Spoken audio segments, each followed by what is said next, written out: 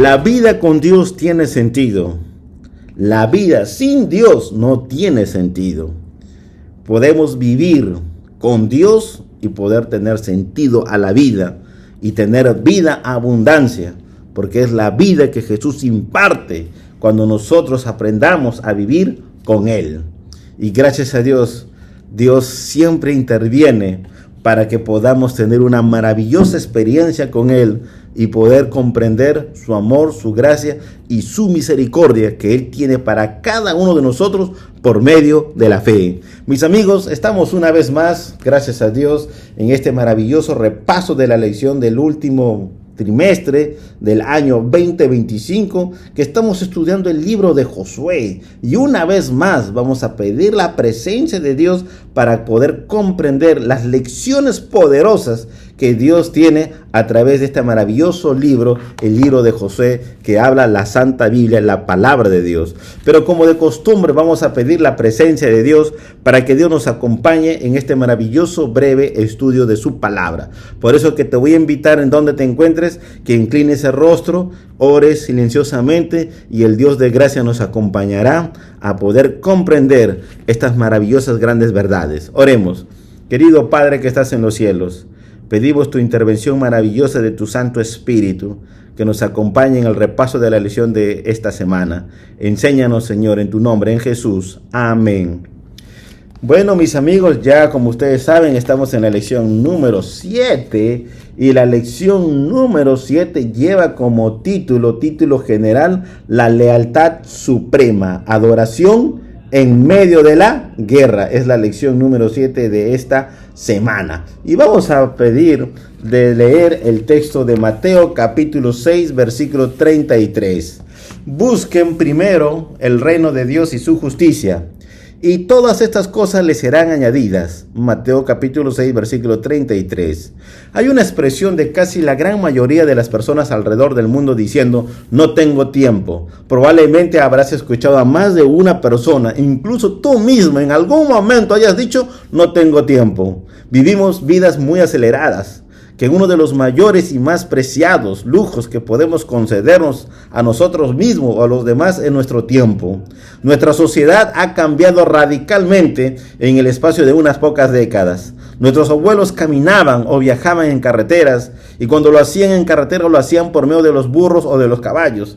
Nuestros abuelos de aquel entonces también tenían tiempo para poder realizar sus actividades. Ellos no tenían lavadoras como hoy día la mayoría de las personas en la población total en el mundo lo tienen. Ellos no tenían secadoras, no tenían lavaplatos eléctricos, no tenían automóviles, ellos no tenían electrodomésticos ni computadoras. En esos años de la vida de nuestros abuelos o bisabuelos, no había restaurantes de comida rápida, ni kioscos en la carretera, ni supermercados para comprar algo. En esos años de antaño de nuestros abuelos ni siquiera tenían teléfonos inteligentes, ni siquiera habían las tablets, pero aún así, en ellos tenían tiempo para trabajar en la tierra, en la chacra, tenían tiempo para trabajar en la agricultura con sus manos y preparar comidas, y al atardecer salían frecuentemente al frente de su casa y ahí sentados conversaban con la familia y podían conversar con los otros vecinos que también salían al frente de la casa para poder conversar cara a cara. En ese tiempo las comunicaciones eran comunicaciones muy personales porque no habían las redes sociales. Pero a partir de ese entonces, hasta nuestro tiempo, poco a poco, cada vez más las personas dicen estar en un círculo vicioso en donde ellos expresan no tenemos tiempo. Corren desde la mañana hasta la noche en diferentes actividades del trabajo arduo dentro de la familia, dentro de las cosas que ellos realizan, dentro de la diversión y tantas otras cosas más. Con todo esto, sentimos que la vida se nos escapa de entre los dedos y que no hay tiempo para aquello que realmente importa. Cada vez más personas se quejan de una mayor presión para administrar el tiempo, de la sobrecarga de información y de las exigencias excesivas del trabajo que conducen a la falta de sueño. de tiempo para comer de manera saludable, de ejercicio físico y de tiempo de calidad con la familia y los amigos. Alguien dijo en un momento: una nueva adicción se está apoderando en nuestra sociedad actual. La mala noticia es que está muy generalizada porque es barata y aún no se acepta como el grave problema que merece que es. La buena noticia es que es posible tratarla y todo lo que hemos aprendido sobre otras cosas de adicciones tienen aplicaciones aquí. Yo lo llamo esto la adicción de la velocidad. Obviamente, no me refiero a la droga metanfetamina. Hablo de un fenómeno social que está atrapando a la gente, arrastrándola, convenciéndola de que hacer más, mejor y rápido es el camino de la felicidad. Pero eso no es verdad. En contraste con nuestros hábitos acelerados, el libro de Josué contiene un par de acontecimientos que tuvieron lugar en circunstancias que podían no parecer las más naturales o apropiadas. En las primeras decisivas etapas de la conquista de Canaán, cuando Israel trataba de establecerse y afianzarse en la tierra, Dios instruyó al pueblo, bajo el liderazgo de Josué, a participar de diversos actos comunitarios, pero esto debería ser efectuado de acuerdo al contexto que ellos estarían viviendo y si Dios estaría de acuerdo a ello. Pero Josué, el líder de Israel, en vez de actuar y dando prioridad que el campamento hebreo estuviera preparado con los preparativos bélicos porque estaban en guerra, dan lugar a la organización y no preparan los caballos y no preparan las espadas porque dedicaron tiempo para otras cosas, que esas cosas, la lección de esta semana dice que fueron las ceremonias rituales. Y entre una de ellas que vamos a hablar, entre las actividades de las ceremonias rituales, es la circuncisión. Y mira lo que es esto acerca de la circuncisión. Estos actos dejaron al pueblo completamente vulnerable y expuesto a sus enemigos durante una delicada situación militar. A mitad de una campaña de conquista no es mejor momento para que el ejército se dedique a rituales ceremoniales, ya que esto les tomaría tiempo para que ellos se repongan físicamente para la batalla. Y este rito ceremonial era la circuncisión. Al circuncidarse, el ejército de Israel dio como resultado una baja de fuerza y dejó vulnerable a la mayor parte de la fuerza de combate durante al menos 3 días. La pregunta que te puedes hacer ahora: ¿por qué era tan importante realizar este rito con todo un ejército de combatientes al otro lado del Jordán cuando ya estaban en territorio enemigo? Además, era un ritual que los habría dejado incapacitados para luchar durante al menos 3 días.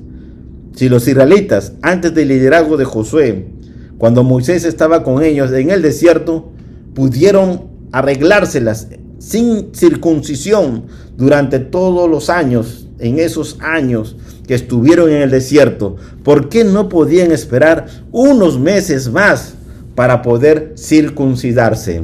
Por otra parte, en el contexto de Josué y el pueblo hebreo en la tierra prometida, el ritual de la circuncisión sirve como un recordatorio a Israel de su verdadera identidad de la comunidad del pacto. La remoción del prepucio señalaba la manera gráfica de la eliminación de la antigua condición de Israel como esclavos del faraón. Ahora tiene la opción de servir al Señor, quien los llama a un compromiso total. La circuncisión masculina, que implica la remoción quirúrgica del prepucio, ha sido practicada desde al menos el 3er milenio antes de Cristo por varias sociedades.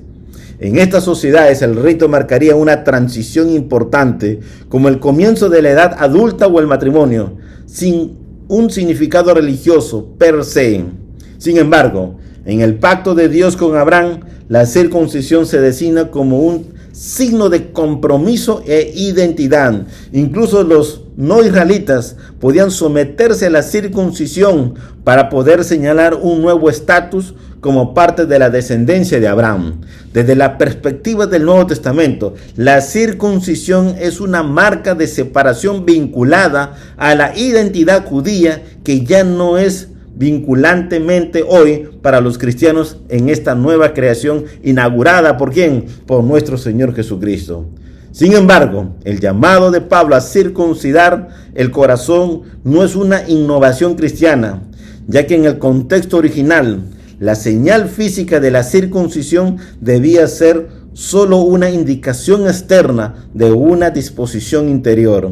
Esta visión también es reiterada por los profetas, como Jeremías, quien apeló a los habitantes de Jerusalén, diciéndoles: circuncídense para el Señor, circuncídense el corazón. Así en el Antiguo Testamento, ya previo a la dimensión metafórica y ética del ritual, cuando se disocia de la actitud correcta, la idea de que la circuncisión nada es, ya era cierto en el Antiguo Testamento.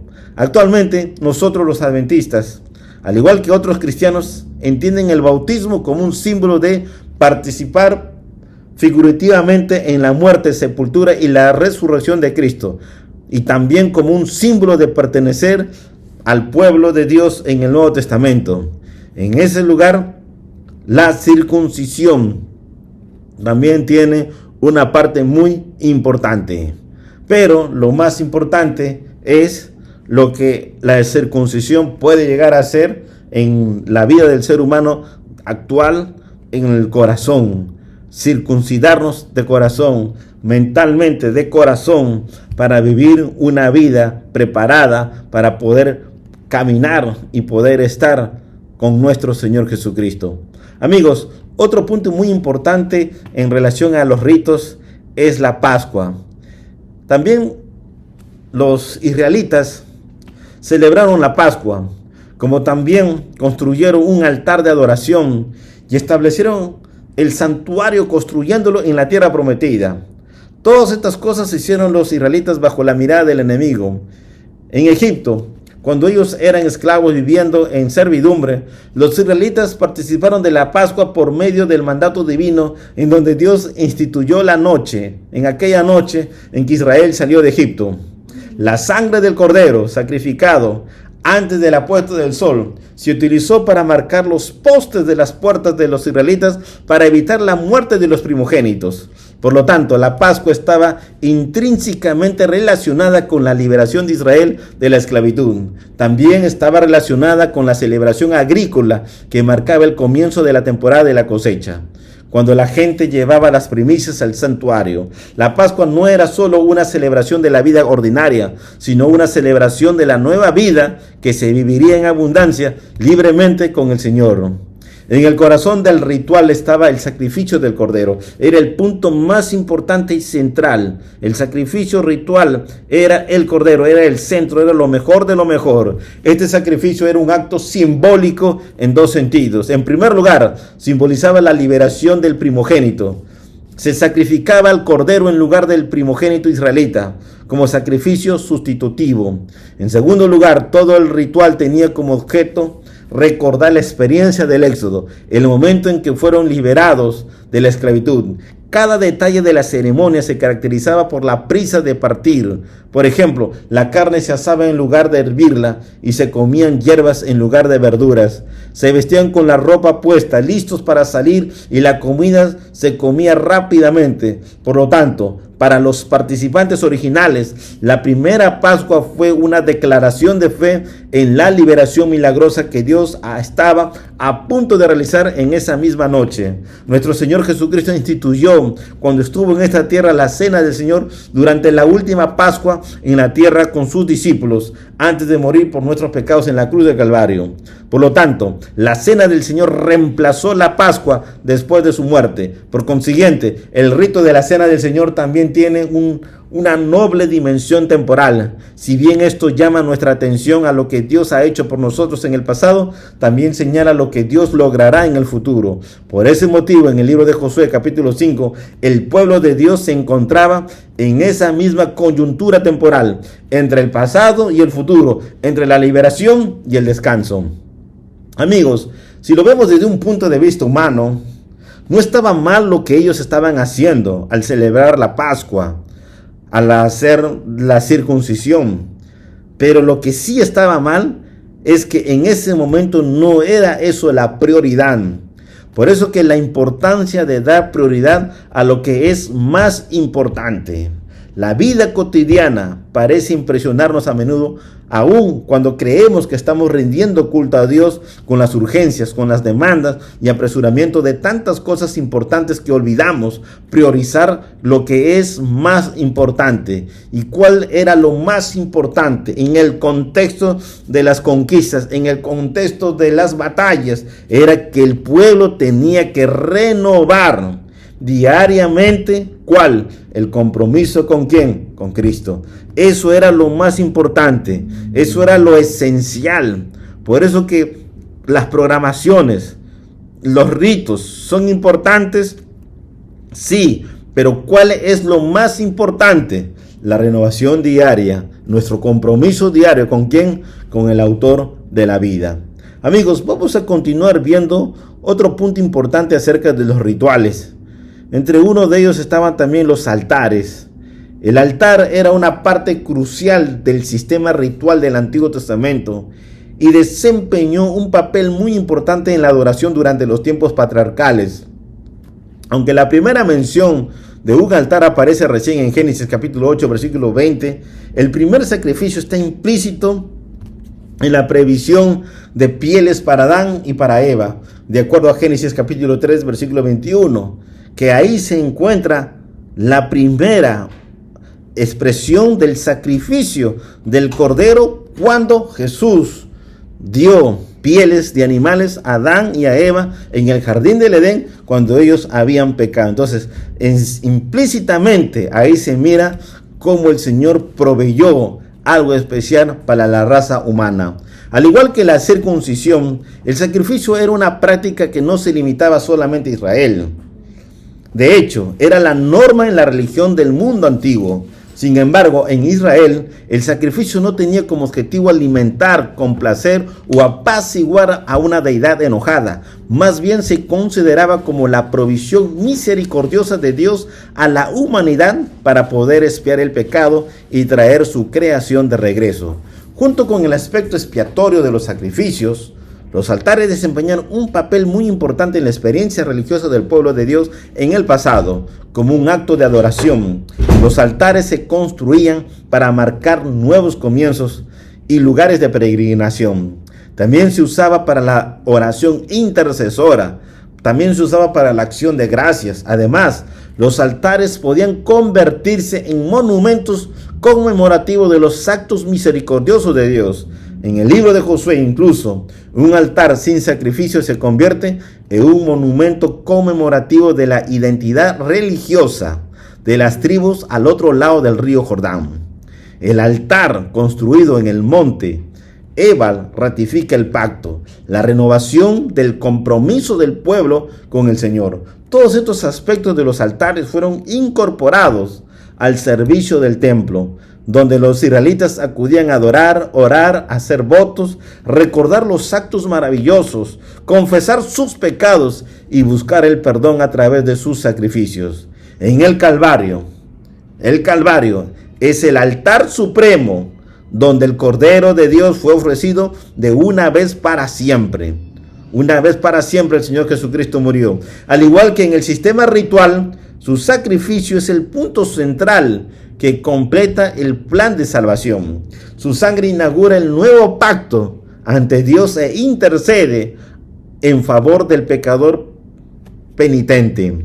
Siguiendo el ejemplo de nuestro Señor Jesucristo, estamos llamados a ofrecernos como sacrificios vivos, agradables al Señor en Cristo. En Cristo, el altar de la muerte se convierte en la puerta de entrada a la vida. Amigos, los ritos siguen siendo parte integral dentro de la fe cristiana, dentro de la iglesia. A continuación se pueden conocer algunas de las ceremonias más importantes que se celebran en la iglesia y que tienen puntos bíblicos, que tienen puntos de raíz de la palabra de Dios. Entre uno de ellos tenemos la dedicación de los niños. Cuán importante es dedicar a los niños. Tenemos el bautismo. Cuán importante es que las personas en todo el mundo entreguen su vida a Jesús a través del santo bautismo. Por eso que hay una misión de parte de Dios para la iglesia.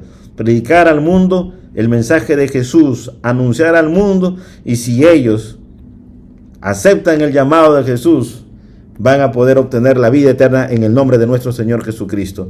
Y ese es el mensaje de Jesús: id y predicar, id y anunciar a todo pueblo, a todo lugar, a toda nación, bautizándolos, enseñándolos, instruyéndolos, todas las cosas posibles para que sean discípulos y puedan recibir en el camino, en el proceso, la maravillosa obra extraordinaria del Espíritu Santo por el poder de nuestro Señor Jesucristo. Amigos, también tenemos acerca de los servicios de comunión. Cuán importante es poder celebrar, cuán importante es poder entrar con fe a través del servicio de comunión, a través del pan sin levadura que representa el cuerpo de Jesús, a través del vino sin fermentar que representa la sangre de Jesús. Poder tener esos maravillosos emblemas y poder participar de ese maravilloso pacto, un pacto nuevo, a través del servicio de comunión, para poder ser transformados, renovados, con un nuevo compromiso de lealtad a Dios y poder vivir la vida que el Señor Jesucristo quiere que vivamos. También es muy importante las bodas, el matrimonio. Cuán importante es el matrimonio entre un hombre y una mujer. Tristemente, en estos últimos años se está perdiendo la importancia del matrimonio entre un hombre y una mujer. Algo que Dios ha estipulado desde el principio tiene que mantenerse. Aunque la sociedad se va en contra de las normas establecidas de Dios, no importa. Lo que importa es que tú, que conoces la verdad, te mantengas fuerte y firme con esta verdad y sigas adelante. Por eso es que el matrimonio es una institución muy sagrada y muy importante, en que los cónyuges, en que los novios, antes de poder tener vida familiar, puedan poder participar de las bodas, del matrimonio. Y también tenemos los funerales. Qué pena es poder encontrar a un ser querido que se va. Es una tristeza muy fuerte, muy fuerte en el corazón del ser humano, porque nadie quiere que un ser querido se vaya. Todos queremos que nuestros seres queridos se queden por siempre y para siempre, pero trágicamente el mal, la ruptura de la desobediencia del hombre y la mujer con Dios, esa ruptura de esa separación trae consigo el dolor por la desobediencia de ellos. Pero a pesar de que el mundo se encontró en esa situación, pero gracias al Señor Jesucristo, Él unió el cielo y la tierra y hay oportunidad. Por eso es que cuando un ser querido muere, fallece, hay dolor en el corazón del ser humano porque somos sensibles. Nadie acepta la muerte, pero a pesar de que hay dolor, tiene que haber esperanza. Esperanza gloriosa de que un día el Señor Jesucristo, a todos los que durmieron en Él, en su nombre, benditos los que mueren en el Señor, porque ellos recibirán, cuando Cristo venga por segunda vez, resucitarán y recibirán la corona de la vida eterna. Y cuán importante es celebrar, cuán importante es participar de ese funeral para poder consolar, ya no al muerto, porque el muerto está descansando, está dormido, sino a los vivos que quedan presentes, consolarlos con la mayor y la única esperanza, la mejor de todas, el retorno maravilloso de nuestro Señor Jesucristo. Mis amigos, vuelvo a repetir lo que hemos mencionado. Los ritos son importantes, pero lo más importante, la clave, el éxito, el núcleo, es quién. Dios. Es el centro. Por eso que los israelitas estaban en un proceso, y en ese proceso ellos tenían que dar lo más importante, prioridad a lo más importante.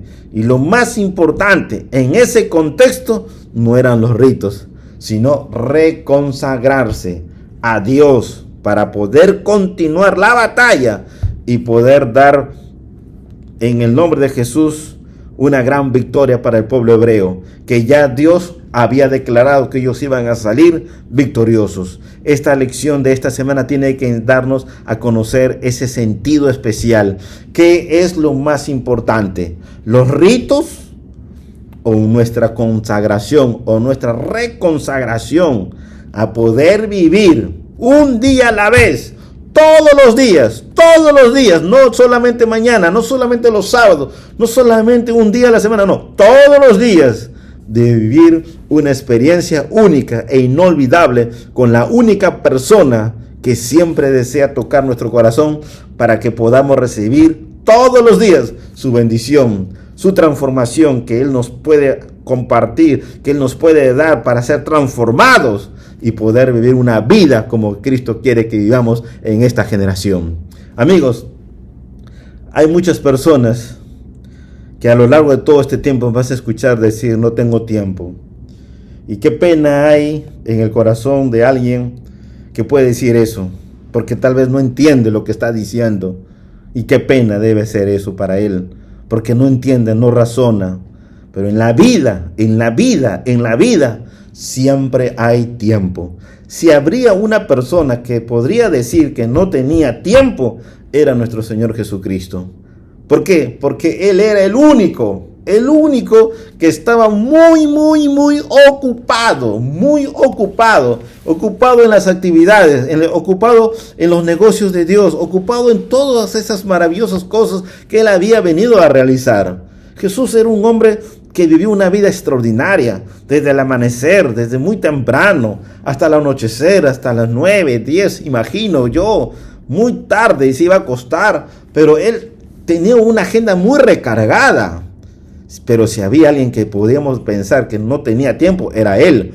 Pero Él siempre tuvo tiempo. Por eso que la Biblia describe muy de mañana, Jesús, ¿dónde estaba? Orando.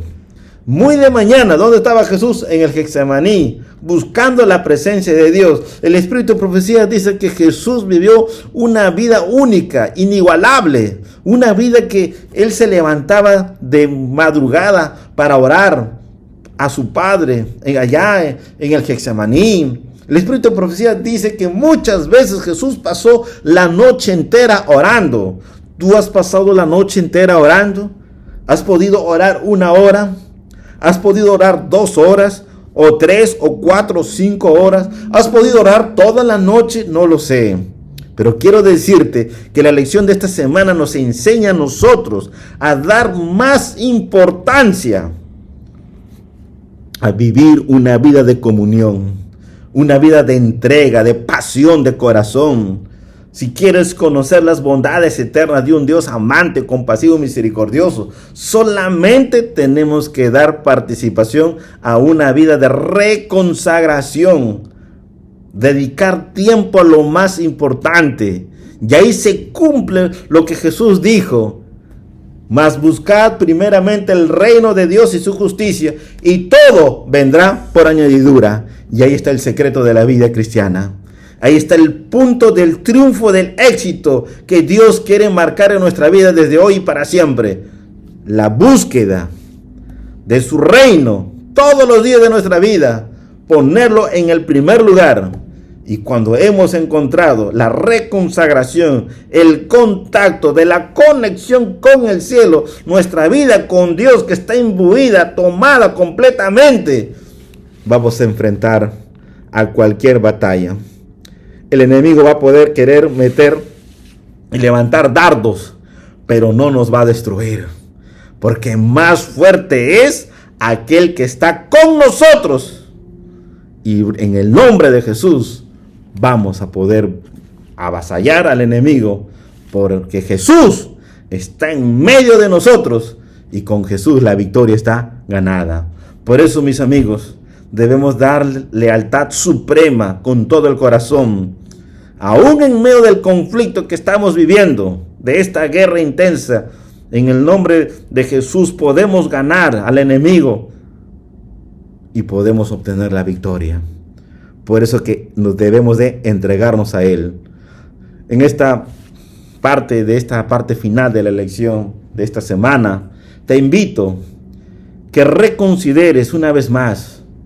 Dale tiempo a Dios. Dale tiempo, empieza con 1 minuto, empieza con 2 minutos, empieza con 3 minutos. Solo que a medida que vas empezando de 1 minuto, 2 minutos, 3 minutos, orando, leyendo la Biblia, te vas a dar cuenta que ya no vas a orar o vas a leer la Biblia 1 minuto. Vas a ir de menos a más y vas a ver grandes experiencias maravillosas de Dios para contigo. Experimenta esa maravillosa bendición. Y en medio de la guerra, de este gran conflicto, al rendirle homenaje y lealtad al Rey de Reyes, al que se lo merece la honra y la gloria a nuestro Señor Jesucristo, vas a ver el poder de Dios maravillosamente en tu vida, que va a dar grandes victorias por amor a su nombre. Si tú quieres abrir el corazón a Jesús y quieres entregarte a Jesús diciendo: Señor, ayúdame a dedicar tiempo. Sé que he estado diciendo que no tengo tiempo, pero ayúdame a dedicar tiempo a tu reino y quiero ver tu poder y tu gloria en mi vida. Si tú le pides a Dios de todo corazón en este momento, vas a ver grandes maravillas. Y te lo aseguro, que tu vida nunca va a ser la misma, porque Dios va a morar y el ángel de Jehová te va a rodear con su gloria, va a acampar alrededor tuyo y vas a ver grandes maravillas en el nombre de nuestro Señor Jesucristo. Mis amigos queridos, Dios te bendiga, Dios te guarde, déjate entregar por el Señor Jesucristo, dale tu corazón, dale tu tiempo y vas a ver maravillas de parte de Jesús. Por eso que ahora te invito a orar. Ábrele el corazón a Jesús y vas a ver maravillas. Oremos. Padre querido, acompáñanos, Señor, y ayúdanos y ayuda a tus hijos. Sé que muchos de nosotros en algún momento hemos pensado: no tenemos tiempo. Pero, Padre, eso no es verdad. Sí hay tiempo. Solo a veces damos prioridad a otras cosas que a lo más importante. Perdónanos, Padre, si hemos olvidado darte la prioridad principal a ti. Y acompáñanos, Señor, a través de este estudio, a empezar nuevamente contigo, dándote tiempo y a medida podamos progresar. Solamente pedimos tu presencia, que nos acompañe, nos ayude y nos guíe en tu nombre. Guarda, oh Dios, a tus hijos donde se encuentran y llénalos de tu gracia para que ellos puedan obtener victorias, dando tiempo a la única persona que conoce el éxito, nuestro Señor Jesucristo. Llénalos de tu presencia y guárdalos por amor a tu nombre. En Jesús. Amén. Mis amigos, gracias por estar con nosotros. Hemos estudiado una vez más el maravilloso repaso de la lección de la escuela sabática. Que Dios te bendiga y nos vemos la próxima semana. Que Dios te bendiga. Bendiciones. Bye.